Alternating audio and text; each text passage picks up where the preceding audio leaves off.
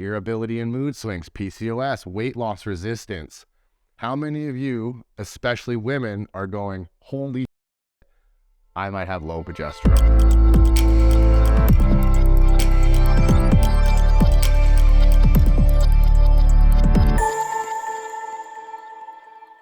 All right, welcome to part 3 of the hormone series. So in today's video, we're going to talk about like what can insult your hormones, and I will go over symptoms of things like low pregnenolone, progesterone, and estrogen, and then next part we'll get into the rest of the hormones, and then we'll be getting into the juicy stuff of like how to optimize them.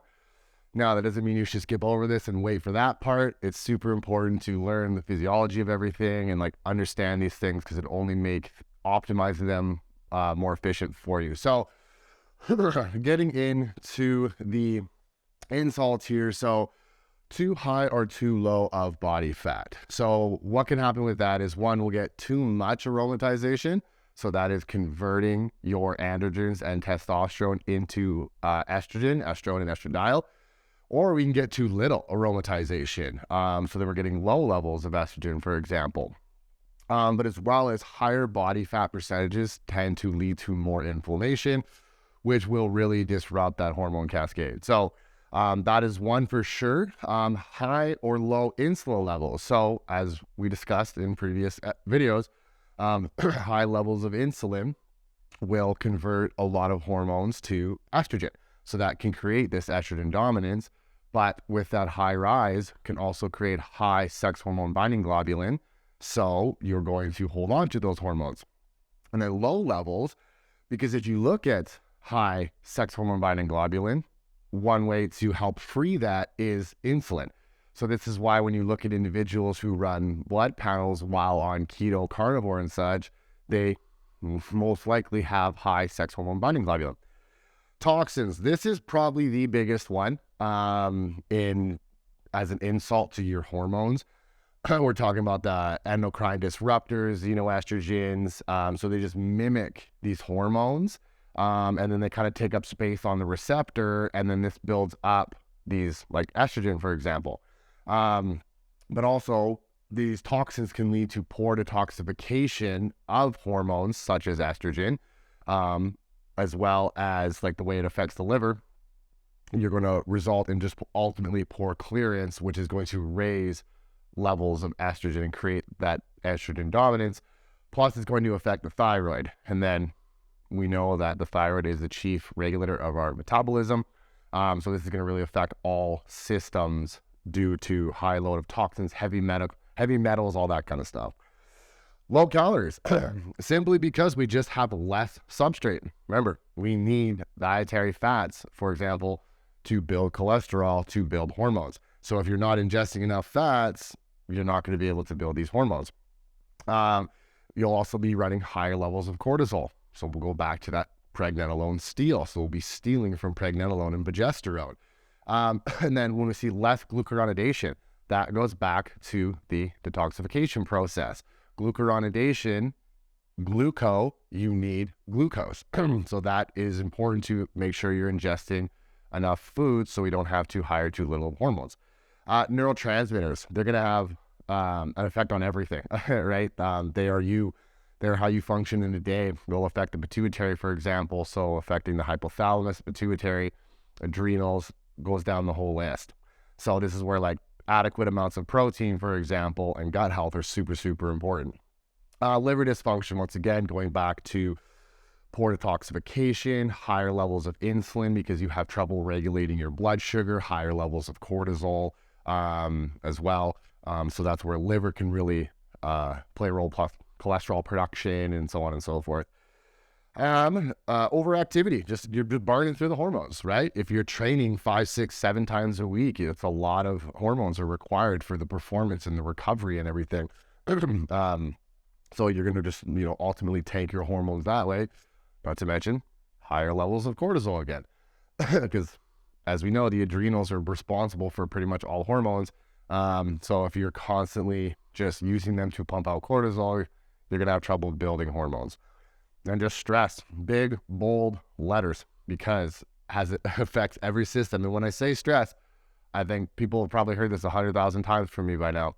I'm not just talking like emotional, mental, work, relationship type stress. I'm talking the food we eat, the air we breathe, our digestive health, liver health, so on and so forth, right? This will all greatly impact your hormones and really, decline them or create like estrogen dominance, for example, or even androgen dominance and lead to polycystic ovarian syndrome and things like that.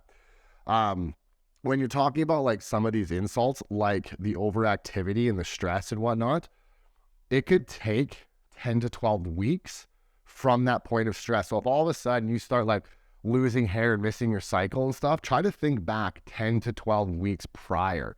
What happened? You might have had a stressful situation like a divorce or whatever, right? Lost your job. So, because a lot of people don't realize things don't happen day to day. They could take time. They could take years even. But so people will be like, oh, well, 10 weeks ago they got divorced, and for the last 2 weeks they've been following a really sound nutrition plan. But the effects from that divorce just set in, causing this hormone disruption, right? So it's super important to remember that it could be weeks prior that creates an insult to your hormones. All right, so now let's talk about the symptoms of low hormones. So we'll start with pregnenolone. So some of the most common symptom, or one of the most common symptom for assessing if you have low pregnenolone is poor memory. A lot of the times people have a very bad memory, but also focus and attention. So like ADD, ADHD and stuff. Fatigue, dry skin, joint muscle pain, low sex drive. You'll see a lot of these overlap. Remember, because pregnenolone is what feeds into all of your hormones. So if you have low other hormones, you probably guarantee you're going to have low pregnenolone. So once again, causes low dietary fat intake, high levels of stress, liver dysfunction, those things of those nature. I was going to talk about supplementation, but I won't get into that. That is for the next part. So now progesterone. Listen carefully on progesterone. So we have hypothyroid, we got cravings, we got osteoporosis, we got hair loss, we have hot flashes. Low progesterone means higher luteinizing hormone, which can stimulate a hot flash. We got fibroids, we got fluid retention, we got PMS and painful cycles. Miscarriage, super common cause of miscarriage is low progesterone. Difficulty to conceive is also super common. Chronic fatigue, headaches and migraines, anxiety and depression, irregular or lost cycles, irritability and mood swings, PCOS, weight loss resistance. How many of you, especially women, are going, holy shit, I might have low progesterone? It's not uncommon at all, okay? It's super common. Now, these symptoms of low hormones, especially from progesterone down, are going to be more noticeable in women. Men, it's a little harder because we don't need as much, right? When I get to the testosterone in the next part, that'll be obviously geared more towards men, but still applicable to women. But this is going to be more applicable to women. But when you're talking pregnenolone, this also affects men as well. Same with like estrogen, sex drive and whatnot, okay? So the causes, some of the most common causes of low progesterone is a lack of ovulation, because remember, the corpus luteum, when it breaks down, it's secreting progesterone. So if you're not having ovulation, you're not getting that spike in progesterone. High levels of stress, because we're talking about the pregnenolone steal, for example. Poor sleep or lack thereof, because how it affects neurotransmitters, liver, insulin, cortisol, you name it. Overtraining, undereating. We've talked about this 1,000 times, okay? I'm going to jump first. Low luteinizing hormone. There could be some sort of pituitary issue causing you not to really secrete luteinizing hormone. So that you're not going to get that progesterone. But also, most commonly, birth control, okay? I really do need to step back and do a video on birth control. I do have a post that, getting a lot of traction. I'll probably make another one. But the simplicity of birth control, you think, okay, well, I'm taking synthetic progesterone.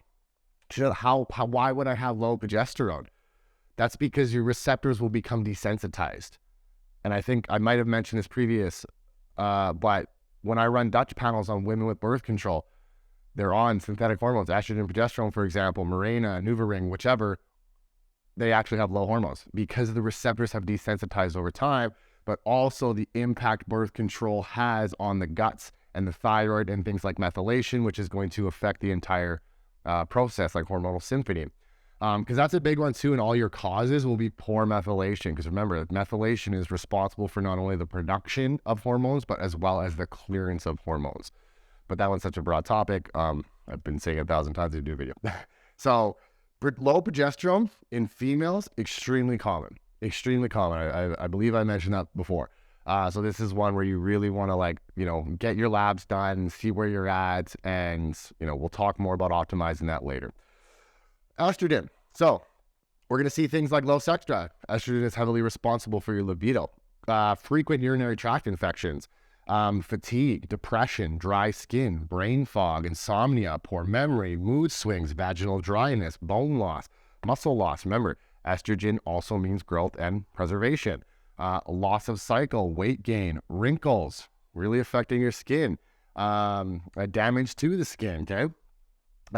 So that's a lot of symptoms. This is where menopausal women will experience a lot of these symptoms. How many menopausal women are constantly putting on low shit, right? Low estrogen. So what can cause this? Once again, overtraining and undereating, burning through that estrogen, not having enough substrate to produce that estrogen. Because remember, it is important for things like insulin sensitivity and strength. Estrogen helps build those excitatory neurotransmitters. So at optimal levels, that's going to be your motivation, your learning, your get stuff done. So it's important to have optimal levels of estrogen for that. Supplements can lower it too much. This is speaking from my own personal experience, things like DIM, indole carbon 3, those kind of stuff. You might have estrogen dominant symptoms, so you'll take these supplements to lower them, but in reality, it was something else that was causing this estrogen dominant symptoms, where all your other hormones were so low that your estrogen, even though it was low, it was still the highest hormone, so that's technically estrogen dominance. Low hormones, obviously, because, and what I mean by that is we have low pregnenolone, progesterone, androgens, and testosterone, so we're not feeding in to that estrogen. We're not aromatizing that. Lack of body fat, once again, aromatization. Endocrine disruptors can cause low estrogen, more commonly known for causing high estrogen, but they can as well cause low estrogen. Very rare, but more. High sex hormone binding globulin, because you could be holding on to that estrogen. Once again, that's kind of rare. And low levels of insulin, because as mentioned, insulin will affect the ovaries to produce estrogen. It'll affect the conversion of progesterone, things like that. So insulin is important. Let's not demonize insulin, right? Once again, symphony, optimal levels, okay? So now you will see that under estrogen, I have too high of estrogen. Why do I not have too high on pregnenolone and progesterone? I believe I mentioned this before. It is extremely rare that you will see somebody high in these, right? Because they're feeding into so many hormones and being used so much that, if I'm being fully honest, I don't think I've ever seen someone with a high pregnenolone or progesterone. Not saying that's not possible. One is like if someone's over supplementing, for sure, that could really obviously affect the levels. And how you would know is you just be really irritable. Like I've done it before. I've taken way too much pregnenolone before bed, and I've woken up just cranky and moody and very agitated. But like it's highly, highly unlikely. Like I said, I've never seen a female, unless they're like super, super healthy, that hasn't had low progesterone and pregnenolone. So when we're talking too high of estrogen, tender breasts, women are very, very familiar with that. Men can even do gyno, right? Too much estrogen can create gyno. And so tender breasts is a big one, because they'll mention, they got tender breasts around their cycle because during that luteal phase, estrogen is spiking too high and they're having trouble clearing it. Histamine intolerance, high levels of estrogen will really create those allergic responses, that brain fog, that inflammatory response. Low thyroid will affect it. Low thyroid is a symptom. Heavy and painful periods, right? The higher estrogen, the more uterine lining production. More to shed is one way of looking at, but also inflammation and struggle to detoxify that estrogen. Headaches and migraines, anxiety, weight gain, especially around your hips and thighs. So we see a lot of estrogen. So also like busty women too, because the breasts can produce estrogen, so they tend to have high estrogen as well. Something I actually learned last night is, okay, you can get a breast reduction and it could affect those estrogen levels, but it could also negatively affect them. So it's all, once again, about symphony.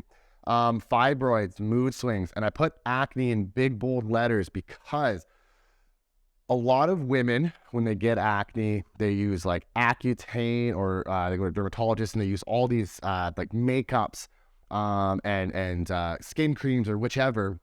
And once again, those are masking the symptom of acne, but what they're doing is they're contributing to part of the root cause. So they are endocrine disruptors. They create dysfunction within the liver. They affect the adrenals. They affect the thyroid. They affect methylation. Sure, your skin looks better, but you probably still feel like crap and have other symptoms, painful periods and whatnot.